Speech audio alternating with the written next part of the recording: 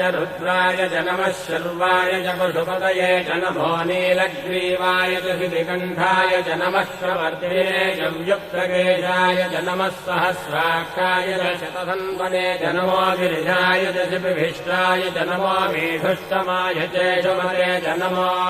ह्रस्वाय च वामनाय च नमो बृहते च वर्षीयते च नमो वृद्धाय च संवृद्धने च नमो अग्र्याय च प्रथमाय च नम आशवे चाजिराय च नमः शीघ्रियाय च शीघ्राय च नम ऊन्याय चावस्रण्याय च नमः स्रोतस्याय च दीप्याय च नमो